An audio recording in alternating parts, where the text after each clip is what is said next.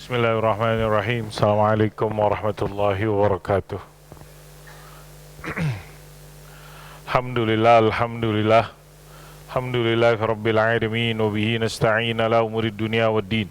Salatu wassalamu ala asyrafil anbiya'i wal mursalin nabiyyina maulana Muhammadin wa ala alihi wa sahbihi ajma'in. Subhanaka rabbana la ilma lana illa ma 'allamtana innaka antal alimul hakim. Fazidna ilma warzuqna fahma ya alim ya hakim ya rabbal alamin. Allahumma ya muallima Adam allimna wa ya mufahima Sulaiman fahimna. Allahumma bika amsayna bika asbahna bika nahya bika namutu wa ilaikal masir.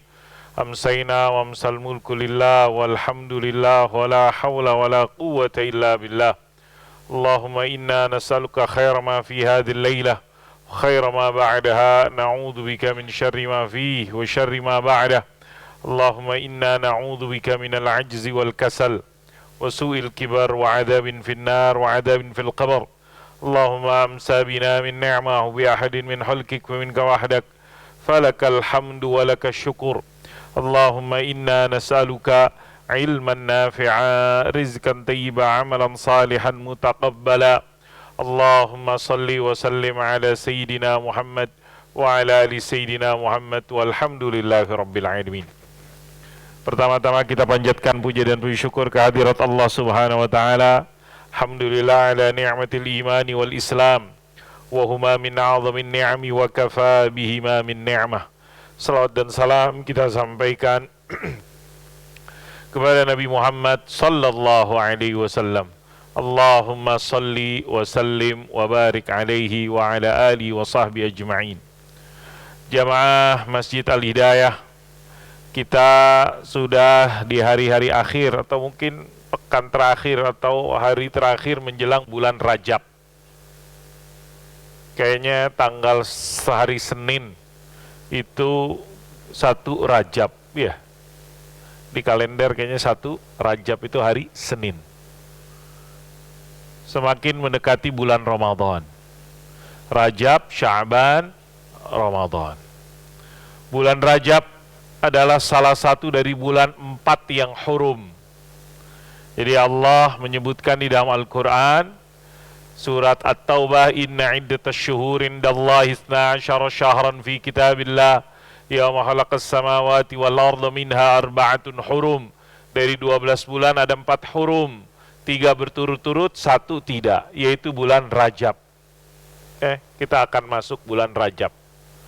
Wa Rajab Mudhar, kata Nabi, dan bulan Rajab Mudhar, allati baina Jumada wa Sya'ban, itu bulan yang diantara bulan Jumada, kita masih bulan Jumada dan Jumadil Akhir. Kemudian kita akan di bulan Rajab, setelah itu adalah bulan Sya'ban. Jadi disebutkan dalam keterangan yang disebutkan oleh para ulama berdasarkan teks-teks hadis, nas ataupun pemahaman mereka, bulan Rajab termasuk bulan mulia. Apa dasarnya? Al-Quran tadi. Termasuk dari 4 bulan yang hurum. Orang-orang dulu ataupun dikatakan bulan Rajab, bulan Allah, semua bulan Allah. Bulan Sya'ban, bulan Nabi Muhammad. Bulan Ramadan, bulan umatnya Nabi Muhammad sallallahu alaihi wasallam. Maka amalan orang dulu, kalau bulan Rajab itu dikatakan, ya mereka udah banyak istighfar, lebih banyak lagi beristighfar di bulan Rajab. Di bulan Sya'ban mereka memperbanyak as-salatu wassalam ala nabiyil anam, ala sayyidil anam, nabiyina Muhammadin sallallahu alaihi wasallam. Bulan Rajab juga bulan yang boleh gak kita puasa sunnah di bulan Rajab? Boleh. Puasa sunnah. Puasa sunnah di bulan Rajab, karena termasuk daripada bulan-bulan yang hurum. Walaupun banyak riwayat-riwayat yang dikritisi oleh para ulama tentang keutamaan-keutamaan puasa tersebut. Hanya saja secara umum, amal saleh yang dilakukan oleh seorang hamba di bulan Rajab masuk mungkin kategori cara-cara mendekatkan diri kepada Allah Subhanahu wa taala dengan perbuatan-perbuatan memang yang secara umum hadis-hadisnya tersebut banyak menjelaskan keutamaannya, termasuk di dalam hal itu puasa sunnah. Puasa sunnah itu bagus. Puasa sunnah bagus. Puasa sunnah bagus. Kemudian ketika dilakukan di bulan Rajab, mudah-mudahan Allah Subhanahu wa taala memberikan pahala, ganjaran, kemudian balasan, dan mudah-mudahan menjadi apa yang dikatakan pengkondisian sebelum kita masuk ke bulan Ramadan. Sedikit sebelum kita membaca hadis-hadis yang jadi kajian kita setiap bulannya dari buku kecil, dari buku yang tulis oleh Syekh Abdul Hamid Al-Qudus Al-Mudarris bil Masjidil Haram. Ada kitab namanya Kanzun Najah was Surur fil Adiyatil Lati Tashrahus Sudur, yang berbicara tentang waktu-waktu yang perlu kita tandain. Apa sih amalan orang-orang dahulu ketika berbicara tentang bulan Rajab. Nah, bulan Rajab tadi yang dikatakan bulan Rajab termasuk daripada bulan 4 hurum, dan Rajab dikatakan Syahrullail Asab, bulan Allah yang banyak Allah berikan kepadanya ar-rahmah ala taibin, kasih sayangnya buat orang-orang yang bertaubat. Kata Nabi, ada riwayat nih yang tadi mungkin riwayat ini dikritik juga, yang dikatakan Rajab syahrullah wa Sya'ban syahri wa Ramadan syahr ummati. Rajab adalah bulan istighfar, Sya'ban bulan perbanyak salat dan salam kepada Nabi Muhammad sallallahu alaihi wasallam, dan Ramadan bulan Al-Qur'an. Maka perbanyaklah, bergiatlah di dalam berniaga dengan Allah Subhanahu wa taala pada musim-musim yang mulia, musim-musim kita yang dianjurkan untuk meningkatkan amalan-amalan kebaikan ibadah di sisi Allah Subhanahu wa taala. Kan kalau orang berdagang, berbisnis, ada tuh waktu-waktu yang dikatakan dalam bisnis itu ada high season. Apa high season? Ada gak high season? Peak season. Contohnya apa? Nih sekarang nih. Karena sekarang adalah long weekend. Ya kan? Hari Senin, kirain saya masuk. Oh ternyata cuti sama. Betul gak? Gara-gara gong sifat cai. Ya kan? Kalau nggak salah tuh hari Senin, libur tuh sekolah. Libur tuh sekolah. Bisa jadi libur juga kantor-kantor sebagian. Maka bisa jadi kepada tempat-tempat yang orang kunjungin, ataupun gara-gara long weekend, masuk high season, transportasi, akomodasi, resort, dan semisalnya. Nah, maka itu kalau dalam bisnis. Maka dalam beribadah kepada Allah ada mausim tijarah, high season yang perlu kita jaga-jaga. Salah satunya ya bulan Rajab, bulan Ramadan. Apalagi mudah-mudahan ketika bulan Rajab kita semangat ibadah, bulan Sya'ban kita semangat ibadah, apalagi di bulan Ramadan. Jadi startingnya itu mulainya itu wamia, pemanasannya dari 2 bulan yang sering disingkatkan para ulama. Wa amaru awqatakum fi awainil imarah. Kalau orang berniaga, maka ini musim-musim high season. Maka bagi orang yang sudah banyak dosa-dosa, kita banyak dosa, maka obat-obatnya udah datang untuk kita manfaatkan, kita gunakan dengan istighfar. Dalam disebutkan wa qara'ti fi kitubil ilm munazzal man istaghfara fi Rajab bil ghadati wal 'ashi yarfa' yadahu wa yaqul Allahumma ighfirli warhamni wa tub 'alayya. Jadi orang-orang dulu baca doa-doanya di bulan Rajab antara lain apa? Allahumma ighfirli warhamni wa tub 'alayya. Ampuni aku, rahmati aku, taubatkan, berikan aku taubat. Ini doa-doanya yang sering dibaca. Kemudian wa zakara Sayyidil Qutb Ar-Rabbani Syekh Abdul Qadir Jailani qaddasa sirrahu fi kitabil Ghunyah mimma yutlab ayyuda'a bi fi awwali lailatin min Rajab. Nah, ini katakan nih. Ada dulu orang dulu jaga tuh malam pertama di bulan Rajab. Ada doa yang mereka baca orang dulu, Ilahi ta'arada laka fi hadhil lailatil muta'arridun wa qasadakal qasidun wa ammala fadlaka wa ma'rufuka talibun wa laka fi hadhil lailati nafahat wa jawaiz. Artinya pujian-pujian, permohonan-permohonan yang mereka mulai dari malam pertama bulan Rajab. Berarti kapan? Besok malam berarti kan? Besok malam. karena asumsinya hari Senin tanggal 1 Rajab. Adalah diriwayatkan Aliun radhiyallahu anhu yufarriqu nafsah. Jadi orang-orang dulu jaga-jaga ibadah, salah satunya di 4 malam. Apa aja itu 4 malam? Malam pertama bulan Rajab, malam Lailatul Fitr, Idul Fitri, malam Lailatul Adha, malam nisfu Sya'ban, selain tentunya di malam-malam bulan Ramadan. Doa-doa yang mereka panjatkan, tadi doanya ada riwayat-riwayat doa-doa tersebut. Allahumma ighfirli ma la yadurruk wa atini ma la yanfa'uk fa innakal wasi'atu rahmatuh. Jadi ini contoh-contoh amalan-amalan orang dahulu, singkatnya memperbanyak istighfar. Di sini juga disampaikan beberapa sirah-sirah bacaan-bacaan istighfar yang mereka panjatkan, mohon kepada Allah Subhanahu wa taala di dalam bulan apa? Bulan kita setiap hari disuruh istighfar. Habis sholat aja kita istighfar, kita banyak dosa. Maka di bulan Rajab mereka juga memperbanyak istighfar, minta ampun kepada Allah Subhanahu wa taala. Kalau dibaca lumayan nih, 2 halaman tersebut. Saya singkat saja.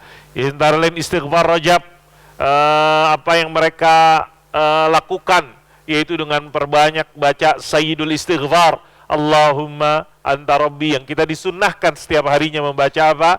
Sayyidul Istighfar. Apa itu? Allahumma anta rabbi la ilaha illa anta khalaqtani wa ana abduk wa ana ala ahdika wa ahdika mastata' a'udzu bika min syarri ma sana' abu'u laka bi ni'matika alai wa abu'u bi dzambi faghfirli fa innahu la yaghfiru dzunuba illa anta. 3 kali, pagi dan petang, pagi dan malam, sore, pagi dan malam. Yuqra salasan. Ini salah satu amalan yang disunnahkan oleh Sayyidina Maulana Muhammad sallallahu alaihi wasallam. Ada dalam riwayat-riwayat tentang Sayyidul Istighfar. Antara lain juga disebutkan dalam keterangan Syekh Ali Al-Ajhuri rahimahullah ta'ala, kama fi tarjamati bi khulasatil asar, man qara akhir Jum'ati min Rajab wal khatib 'ala al-mimbar. Nah, ada juga nih. Jumat terakhir di bulan Rajab, khatibnya lagi di mimbar, dia baca apa? Ahmadu Rasulullah wa Muhammad Rasulullah. Dia baca berapa kali nih? Nih, mujarrabat mungkin nih. Khamsan wa salasina marrah. 35 kali. Di hari Jumat dikatakan di sini Jumat terakhir di bulan Rajab, maka keistimewaannya ataupun apa yang dikatakan lang tangkati darahim min yadi tilka sana, gak miskin dah, gak akan kurang duitnya di tahun tersebut. Ini yang disebutkan dalam buku ini. Wallahu a'lam bishawab. Hanya saja tadi saya ingin menekankan di bulan Rajab apa yang dikatakan, berbanyak istighfar.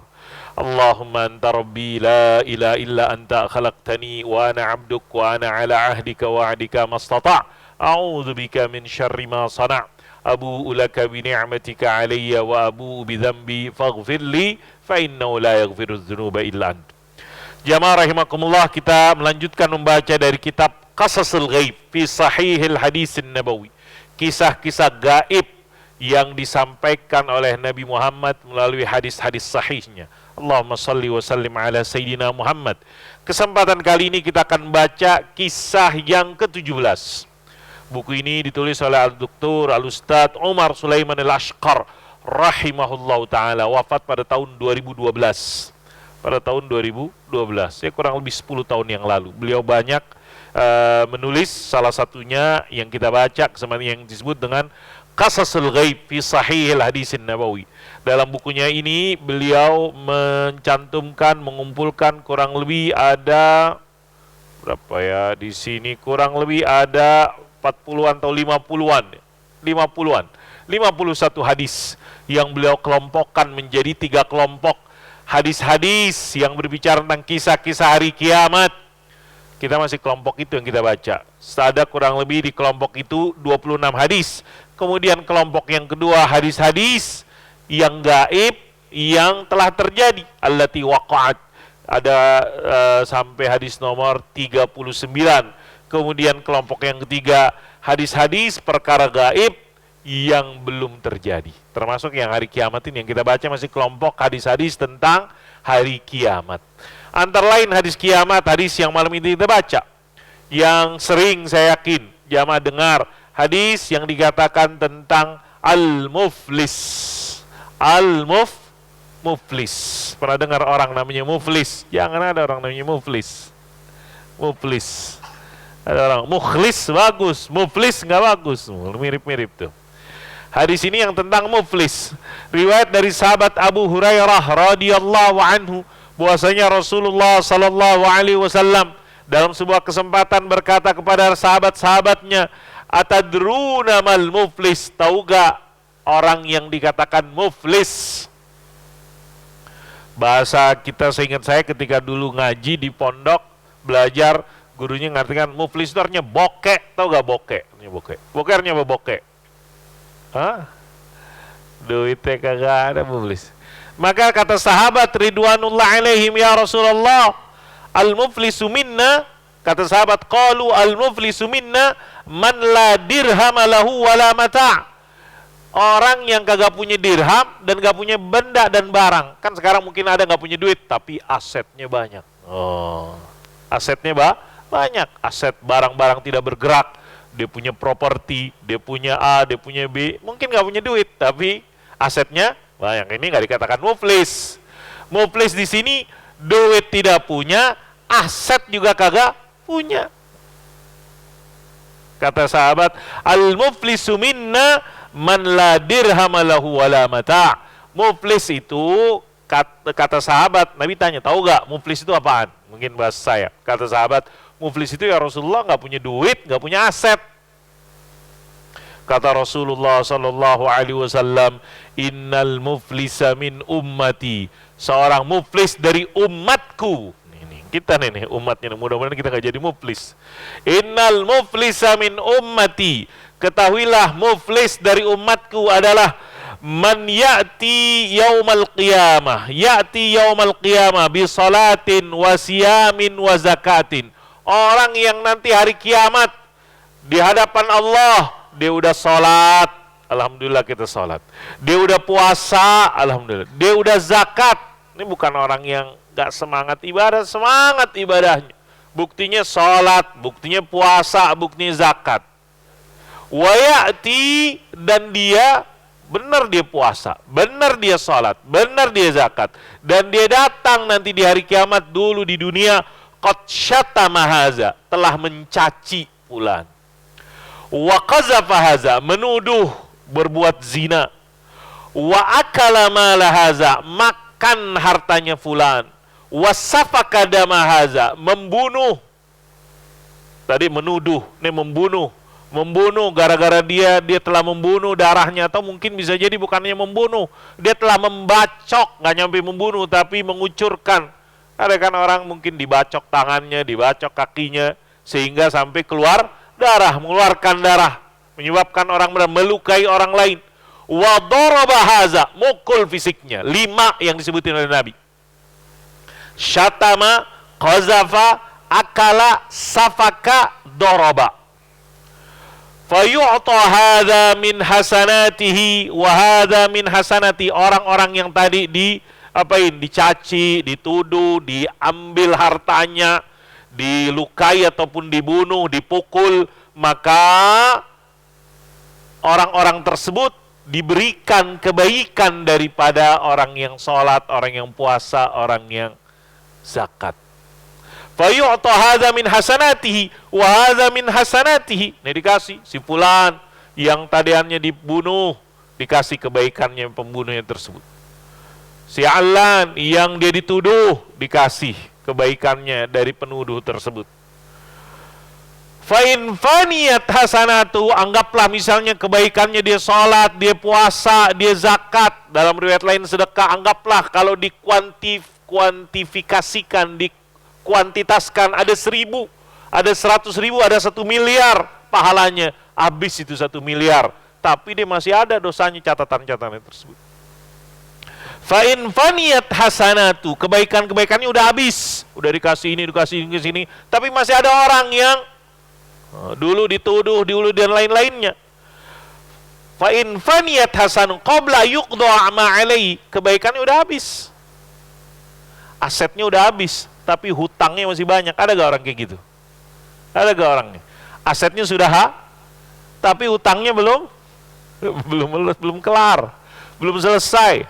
Kalau bahasa sekarang itu di restrukturisasi. Oh, restrukturisasi. Ada nggak di restrukturisasi? Ada financial engineering. Tahu nggak Bapak financial engineering? Garuda, tahu nggak Garuda? Banyak utangnya kan? Sekarang bisa nggak ini? Oh, bisa lagi tuh, bisa tuh. Nah, itu ilmu manusia tuh. Ilmu manusia. Tapi kalau di akhirat lain lagi tuh. Bisa nggak di restrukturisasi? Bahasa sekarang ada di restrukturisasi. Dia ngeluarkan A, ngeluarkan B, ngeluarkan dan seterusnya. Dia ada pencatatan di ilmu sekarang. Fa in faniyat hasanun qabla yuqdama alaihi ukhidha min khatayahum. Tadi yang dituduh, yang dibunuh, yang diambil hartanya punya dosa-dosa, maka dosa-dosanya diambil, dikasihkan kepada tadi fulan tersebut. Ngerti gak? Wa in vaniyat hasanatu qabla yuqdama ukhidha min khatayahum faturihat alaihi. Sebenarnya dia nggak melakukan dosa, tapi orang lain yang melakukan dosa. Dosa orang lain yang dizalimi oleh dia, gara-gara dia nggak punya kebaikan lagi udah habis, dosanya orang tersebut ditanggung oleh dia. Itu muflis gak? Itu bener-bener itu. Bahasa saya belangsak gitu orang tersebut. Kebaikannya udah habis, dosa orang diapain? Ditanggung oleh dia. Nas'alullah salamata wal afiyah. Na'udzubillah summa na'udzubillah. Banyak dia nanggung beban tersebut, kemudian faturihat alaihi summa turiha finnar. Dia ditanggung oleh dia, kemudian dia dimasukkan api neraka. Hadis riwayat Imam Muslim. Seram hadisnya tersebut, yang berhubungan dengan hak-hak orang lain. Alhamdulillah, bapak-bapak kita semangat sholat, semangat puasa, semangat ibadah. Hati-hati, semangat gak menjaga ataupun memperhatikan hak-hak orang lain. Anda rajin ke masjid, tapi kalau rajin mencaci orang, menghina orang, menuduh orang, nah, na'udzubillah summa na'udzubillah. Anda rajin ke masjid, tapi rajin ngambil harta orang, na'udzubillah summa na'udzubillah. Anda rajin puasa, tapi Anda rajin nyolong, mencuri, dan lain-lainnya. Maka puasanya, sholatnya, zakatnya tersebut siap-siap aja hilang, muflis. Ini kata Nabi, min ummati, dari umatku, kata Nabi. Al-muflisu min innal muflisa min ummati ya'ti yaumal qiyamah bi salatin wa siyamin wa zakatin wa ya'ti, ada 5 ini jamaah yang dirahmati Allah merepresentasikan 3 hal. Nabi mengatakan syatama itu bahasanya di sini disebutkan syatama, artinya mencaci lah, memaki, melaknat, ngatain mungkin. Kemudian waqazafa, menuduh. Ini yang berhubungan dengan kehormatan orang. Bahasa sekarang mungkin membuli. Ada gak orang dibuli? Direndahkan, dihumiliate, dihinakan. Anda nih bla bla bla bla, ngomong dah tuh. Dibilang A, dibilang B, dibilang dan seterusnya. Padahal dia nggak begitu. Ada orang lidahnya tersebut. Berhubungan dengan kehormatan, dengan cara dia mencaci, menuduh, menghina, memaki, melaknat, ataupun dia menuduh orang tersebut melakukan qazaf. Qazaf itu seperti kayak orang menuduh zina. Dikatakan fulan berzina, padahal cuman dia ngelihat dia berduaan dan nggak tahu dia. Padahal padahal bukan zina atau dan lain-lain. Dia menuduh wa qazaf. Ini yang jadi 5 itu 2 misalnya di situ menggambarkan kehormatan. Orang itu kan ada kehormatannya, kemuliaannya.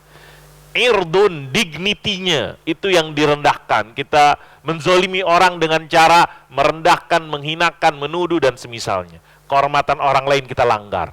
Kemudian Nabi mengatakan wasafaka wa doroba, melukai, membunuh, berhubungan dengan fisiknya.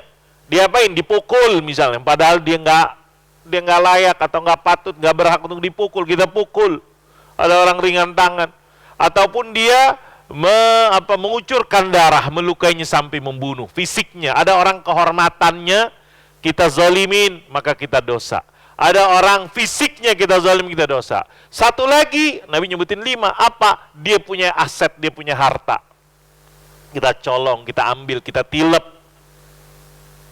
Wa akala malahaza.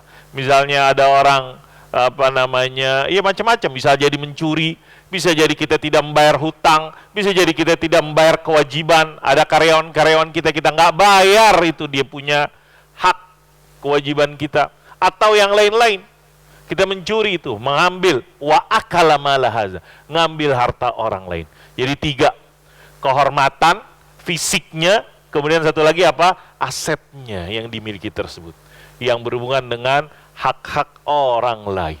Rasulullah mengingatkan di hadis ini, atadruna manil muflis, al muflisu min ummatina. Maka tadi yang fayu'ta hadza min hasanati wa hadza min hasanati. Fa'in faniyat hasanatu qabla yuqdam alaihi ukhidha min khatayam faturihat alaihi wa turiha finnar. Seram hadisnya tersebut. Jamaah yang dirahmati Allah Subhanahu wa taala, Dr. Umar Sulaiman Al-Ashqar rahimahullahu taala menjelaskan.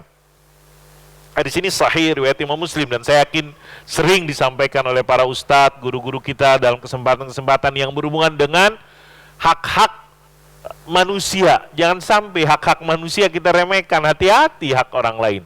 Kita sebagai kepala keluarga, kita sebagai misalnya penguasa, hati-hati yang berhubungan dengan hak-hak manusia. Hak-hak manusia tersebut. Kekayaan orang, nanti kita berbicara hari kiamat. Nanti aset yang paling bernilai, berharga di hari kiamat adalah al-hasanat, kebaikan-kebaikan. Dan Rasulullah SAW menjelaskan dalam hadis ini, orang datang dengan kebaikan, sholatnya, puasanya, zakatnya, dan seterusnya. Tapi ini semuanya akan sia-sia kalau tadi dia lalai, dia lupakan ataupun dia melanggar hak-hak orang lain, menzolim. Jadi kata ulama, zolim itu ada zolim kepada Allah dengan syirik. Inna syirka la zulmun azim. Ada zalim kepada diri kita sendiri, zalamna anfusana wa illam taghfir lana. Kita menzalim diri kita. Ada orang menzalimi kepada orang lain. Menzalimi kepada Allah dengan syirik, menzalimi kepada diri sendiri macam-macam. Kita berbuat kezaliman, makanya zalamna anfusana illam taghfir lana wa tarhamna lanakunan minal khasirin. Ada menzalimi kepada orang lain. Hadis ini mengingatkan jangan sampai kita menzalimi Allah, jangan menzalimi diri, dan apalagi juga menzalimi ke orang lain tersebut. Hak-hak manusia. Fahazar rajul, laki ini yang banyak dia punya kebaikan-kebaikan. Yatanawashul ibadul ladina zalamum. Itu kebaikannya akan diambil oleh orang-orang yang dulu di dunia menjadi objek kezaliman yang dilakukan. Diambil itu kebaikan-kebaikan tersebut, diperebutkan ataupun diambillah, diberikan kepada orang-orang yang dizalimi. Sehingga ada dalam sebuah cerita disampaikan Al-Imam Hasan Al-Basri rahimahullahu ta'ala. Dia suruh, dia punya asisten, disuruh untuk memberikan hadiah kepada fulan. Terus ditanya oleh fulan tersebut kepada asistennya, kenapa nih kok saya dikasih hadiah padahal apa? Saya nggak ngapa-ngapain dan lain-lainnya. Katanya disampaikan karena engkau telah memberikan kebaikanmu kepada Al-Imam Hasan. Apa kebaikannya? Dia mungkin mencaci, menghina, merendahkan.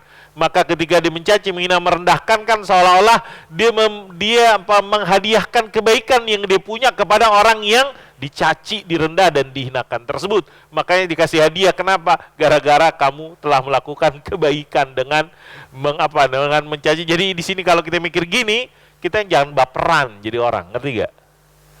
Ya kan, berapa banyak sekarang kita dikit-dikit, wah ini saya dihina, ini karakter assassination, pembunuhan karakter.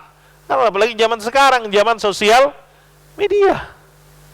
Kalau kita ngikutin, waduh, kalau nggak kuat, kalau nggak kuat di dunia Twitter, di dunia sosmed, udah komen-komennya itu kan tahu sendiri orang Indonesia kalau komen katanya tersebut.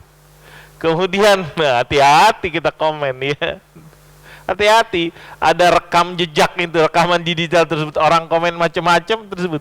Kemudian kita baperan, waduh, maka bersyukurlah yang tadi, mudah-mudahan tidak tadi ingat hadis-hadis ini atau riwayat ini, sehingga kita jaga lidah kita, jaga diri kita, kita kendalikan jangan sampai orang menghina kita padahal kita jauh dari apa yang dihinakan. Ya udah, jangan mungkin dipancinglah kita. Maka ingat tadi sini, jangan sampai kita akhirnya terpancing kemudian mencaci juga, menghina juga, mengingat kalau yang kita lakukan. Hadis ini mengingatkan kepada kita, bisa jadi nanti hadis ini berlaku juga kepada kita di hari kiamat nanti. Kebaikan-kebaikan yang kita lakukan akan hilang, akan diambil, pindah kepada orang-orang yang di dunia kita zalimin. Apakah kemuliaannya, kehormatannya, ataupun juga hartanya, ataupun juga fisiknya tersebut. Fazar rajul ladzi jaa bitilkal hasanat. Nah, amma idza lam tabqa lahu huquq al-ibad syai'an minal hasanat, maka udah habis kebaikan-kebaikan itu diberikan kepada orang, padahal masih ada dia punya orang-orang yang dizalimin. Apa yang kata Nabi Muhammad SAW? Maka dosa orang-orang yang dizalimin tersebut diambil, ditimpakan, dilemparkan, dibebankan kepada dia, sehingga dengan itu dia dilemparkan oleh Allah ataupun disungkurkan ke neraka. Nasallallahu salamata wal afiyah. Pelajaran-pelajaran yang disebutkan dalam hadis ini oleh penulis. Pertama, aset kita yang berharga di hari kiamat, karwatul insan fi yaumil qiyamah, yang dengan itu kita bisa selamat atau kita bisa hancur. Atau dengan itu kita bisa menghancurkan kebaikan-kebaikan tersebut. Syarrun fi yaumil qiyamah allati yanju yuhlik biha hasanatu allati qaddama fi hayatid dunya. Maka kebaikan-kebaikannya, dengan kebaikan-kebaikan tersebut mudah-mudahan menyelamatkan kita di hadapan Allah Subhanahu wa taala. Terus hari kiamat juga hari kisos, pembalasan. Bagaimana balasannya tersebut? Maka pembalasan di hari tersebut dengan tadi al-hasanat, dengan kebaikan-kebaikan. Orang-orang yang dizalimi akan mengambil kebaikan-kebaikan orang-orang yang menzoliminya. Fayakhudul mazlum min hasanati zalimihi. Kalau ada fulan menzolimi alan di dunia, kan mungkin di dunia dia nggak bisa membalas itu. Orang yang dizalimin kagak bisa membalas, mungkin karena kelemahan, karena kondisi dan macam-macam. Maka di hari kiamat orang yang korban kezaliman tersebut akan mengambil daripada kebaikan-kebaikan, pahala-pahala orang yang menzolimnya. Hati-hati.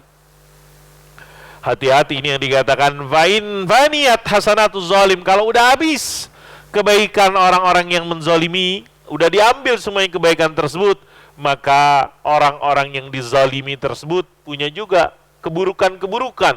Keburukan-keburukannya akan diambil, dipindahkan, dibebankan, ditanggung, dilemparkan, akan dikenakan kepada orang yang menzoliminya, sehingga dengan itu dia faturihat fauqa zahrih, dia dilemparkan ke api neraka. Nah, inilah orang yang habis kebaikannya, tidak ada lagi yang tersisa, akan dilemparkan. Ya, apalagi nggak ada alasan, nggak ada dasarnya untuk mendapatkan rahmat dari Allah Subhanahu wa taala, karena kebaikan ini nggak ada. Ta'riful muflisil haqiqi wa muflisul akhirah. Jadi kalaupun misalnya kita di dunia bokek, kagak punya duit, tapi jangan sampai di akhirat bokek, muflis. Karena muflis di dunia nggak punya duit masih ya alhamdulillah, tapi jangan sampai kita muflis di akhirat. Ini serem. Kalau muflis di akhirat gimana lagi mau menanggungnya? Udah selesai. Hari ataupun di akhirat, di yaumul qiyamah, pembalasan, nggak ada lagi kesempatan. Maka kalaupun misalnya kita Allah sempitkan rezeki dan karunia yang diberikan oleh Allah Subhanahu wa taala, mudah-mudahan kita sabar, jangan sampai kita menzolimi orang lain. Apakah dengan lidah kita, ataupun panca indera kita, ataupun tangan kita, jangan sampai memakan harta orang lain. Muflis sesungguhnya adalah muflis di akhirat, yaitu yang habis kebaikan-kebaikannya di hari kiamat, kemudian dia pun menanggung menanggung beban ataupun dia menanggung keburukan-keburukan orang lain, dibebankan kepadanya, dipanggulnya fauqa dhahri. Seorang hamba yang baik, alal abdil muslim, segeralah semasa kita masih hidup di dunia, ingat-ingat, pernah gak kita menzolimi orang lain? Ingat-ingat, wahai para suami, pernahkah Anda menzolimi istri? Kalau pernah, ya kita ingat-ingat, cepat-cepat kita minta, istilahnya bahasa kita, dihalalkan. Litahallul min mazalimil ibad, daripada menzalimi hamba-hamba Allah sebelum nanti di hari kiamat. Dalam hal ini Rasulullah sallallahu alaihi wasallam mengingatkan kita dalam sebuah riwayat hadis disebutkan oleh Imam Al-Bukhari rahimahullah taala, man kanat makna hadis tersebut atau substansinya mirip, tapi redaksinya Nabi Muhammad spesifik dikatakan, siapa orang man kanat indau mazlamah li akhi, siapa orang yang menzolimi saudaranya, falyatahallalhu minha, hendaklah dia minta dihalalkan dari kezaliman tersebut. Kata Nabi. Kenapa ya Rasulullah? Fa innahu laisa samma dinar wala dirham. Karena nanti di hari kiamat udah nggak berlaku lagi, nggak berarti lagi nilainya itu dinar wa dirham. Jadi kalau kita tahu kita pernah juri harta orang, bagaimana kita ya tadi dia balikin, minta dihalalkan ataupun kita ganti dan konsekuensi dan semisalnya. Laisa samma dinar wal dirham min qabla yu'khadha li akhihi min hasanati, sebelum nanti diambil kebaikan-kebaikan dia diberikan kepada orang lain. Fa illam yakun lahu hasanat, tadi kalau dia udah nggak punya kebaikan, maka keburukan-keburukan orang-orang yang jadi objek kezaliman dia akan ditimpakan kepada dia. Ukhidha min sayyiati akhi faturihat alaihi. Ada yang bertanya, berlaku gak kalau misalnya ada ini hubungannya dengan bukan kepada orang Islam, misalnya kita menzalimi orang kafir. Jangan mentang-mentang ada orang kafir kemudian kita apain? Zalimin. Apa contohnya? Kita pinjam dari orang kafir, habis itu kita kagak balikin. Oh, ada gak orang kayak gitu? Ya hari ini ada orang kafir. Oh, hati-hati. Hati-hati. Ini masalah dunia ini. Maka dalam hal ini jamaah yang dirahmati Allah Subhanahu wa taala, sebuah riwayat hadis yang disebutkan oleh Imam Ahmad rahimahullah taala disebutkan dalam sebuah ayat atau hadis yang lain dikatakan nanti di hari kiamat, yuhsyarun nas yaumal qiyamati uratan ghurlan buhman. Kata Nabi, nanti di hari kiamat kita dikumpulkan oleh Allah dalam keadaan telanjang, enggak dikhitan, buhman. Kata sahabat, apa itu buhman ya Rasulullah? Wa ma buhman? Kata Nabi, nggak punya apa-apa. Laisa ma'hum syait. Kemudian diserukan kepadanya, Allah memanggil bisautin yasma'u man ba'ud kama yasma'u man qarub. Allah menyeru, memanggil dengan suaranya itu orang yang jauh sama dengarnya dengan orang yang dekat. Allah Subhanahu wa taala di hari kiamat. Jadi yang jauh nggak perlu pakai ginian, mungkin yang dekat sama yang jauh sama dengarnya. Kemudian kata Allah, Anal Malik, Anad Dayyan. Sayalah Al-Malik, sayalah Ad-Dayyan. Kemudian kata Allah, wala yambaghi li ahadin min ahlin nar. Dia ini akan masuk neraka nih, kata Allah. Dia orang masuk neraka. Dia sebelum dia masuk neraka, tapi dia punya apa ya, tagihan kepada orang yang masuk surga. Diambil dulu tuh. Maka dikatakan wala yambaghi li ahadin min ahlin nar ayyadkhulan nar walau inda ahadin min ahlil jannah haq hatta aqussahu min. Kata Allah Subhanahu wa taala, dia mau masuk neraka, tapi ternyata ada orang yang ahli surga punya tanggungan. Maka sebelum dia masuk neraka dikisos dulu tuh dari orang yang akan masuk surga gara-gara dia telah melakukan kepada yang ahli neraka tersebut. Begitu juga dikatakan wala yang bagi li ahadin min ahlil jannah. Sebaliknya juga sama. Dia udah akan masuk neraka ke surga nih. Dia akan masuk surga. Min ahlil jannah. Wali ahadin min ahlin nar indau haq. Ternyata dia masih punya tanggungan kewajiban kepada orang yang akan masuk neraka, misalnya. Sebelum dituntaskan, dibayarkan, dikisos tersebut. Hatta aqussahu min. Hatta latmah. Sekalipun cuman mungkin ditampar atau apa dan semisalnya. Walaupun kecil. Ingat, kita diingatkan oleh Al-Quran, فَمَنْ يَعْمَلْ مِثْقَالَ ذَرَّةٍ خَيْرًا يَرَهُ وَمَنْ يَعْمَلْ مِثْقَالَ ذَرَّةٍ شَرًّا يَرَهُ. Allah tahu. Kemudian kata sahabat, ya Rasulullah, kan kita nanti uratan gurlan buhman. Terus gimana ini? Kita kan nanti buhman, gak punya apa-apa. Kata Nabi, al-hasanat was-sayyiat. Kebaikan dan keburukan itulah yang akan nanti nanti dipertukarkan, artinya menjadi modal dan bekalnya tersebut. Nah, sehingga dipahami jamaah rahimakumullah dari hadis-hadis dan riwayat-riwayat ini, keterangan tentang bagaimana pentingnya kita jaga diri daripada yang berhubungan dengan hak-hak orang lain. Benar Anda rajin ibadah, benar Anda rajin salat, benar Anda rajin puasa, benar Anda rajin zakat, tapi itu bisa hilang sia-sia ketika kita melanggar hak-hak orang lain. Ini nih hal yang perlu kita pahamin. Syariat Islam tersebut bukannya sebatas Anda rajin ke masjid. Benar, kita disyariatkan untuk masjid, mudah-mudahan kita semangat terus ke masjid, tapi juga ada hal yang perlu kita perhatikan juga. Apa itu?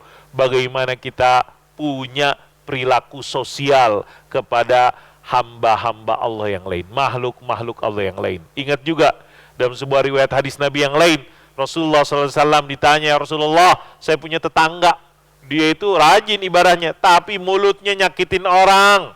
Kan pernah dengar tuh. Dia lidahnya itu nyakitin orang, lidahnya tersebut sering membuat kesel orang. Kata Nabi, wah neraka tuh kayak gitu. Itu kata Rasulullah SAW. Ya Rasulullah, saya punya tetangga, ibadahnya standar, puasanya mungkin yang wajib, sholatnya cuma yang wajib, gak ada yang lebih-lebih tersebut. Yang wajib-wajib, yang standar, yang biasa aja. Hanya dia tidak pernah nyakitin orang lidahnya. Dia menjaga dirinya dan lidahnya dari nyakitin orang. Kata Nabi, surga tuh kayak gitu. Bukan berarti kita nggak berlomba-lomba untuk beramal saleh. Silakan, bayu berlomba-lomba dengan amal soleh. Cuman perhatikan juga hak-hak manusia, hak-hak hamba-hamba Allah, hak-hak orang lain. Jangan sampai ini akhlak yang diajarkan oleh Sayyidina Maulana Rasulullah sallallahu alaihi wasallam. Hadza billahi taufik. Semoga ada manfaatnya. Semoga kita, Allah Subhanahu wa taala, jaga lidah kita. Jaga lidah kita dari syatama haza wa qazafa haza, menuduh orang, menghina orang. Jaga tangan kita dari mukul orang ataupun dari nulis di sosial media hal-hal yang merendahkan orang, menghina orang. Dan juga kita jaga tangan kita dari ngambil harta orang. Ngambil harta orang tersebut. Hadza billahi taufiq wa sallallahu ala sayyidina Muhammad wa ala ali sayyidina Muhammad. Bismillahirrahmanirrahim. Alhamdulillahi rabbil alamin. Allahumma salli wa sallim ala sayyidina Muhammad wa ala ali sayyidina Muhammad. اللهم انفعنا بما علمتنا علمنا ما ينفعنا وارزقنا علما ينفعنا اللهم إنا نعوذ بك من علم لا ينفع ومن قلب لا يخشع ومن نفس لا تشبع ومن دعاء لا يسمع اللهم إنا نعوذ بك من شر أنفسنا شر الشيطان والشرك وأن نقترف على أنفسنا سوءا أو نجره إلى مسلم ربنا آتنا من لدنك رحمة وهيئ لنا من أمرنا رشدا ربنا آتنا في الدنيا حسنة وفي الآخرة حسنة وقنا عذاب النار صلى الله على سيدنا محمد وعلى آله وصحبه وسلم والحمد لله رب العالمين سبحانك اللهم وبحمدك أشهد أن لا إله إلا أنت أستغفرك وأتوب إليك السلام عليكم ورحمة الله وبركاته.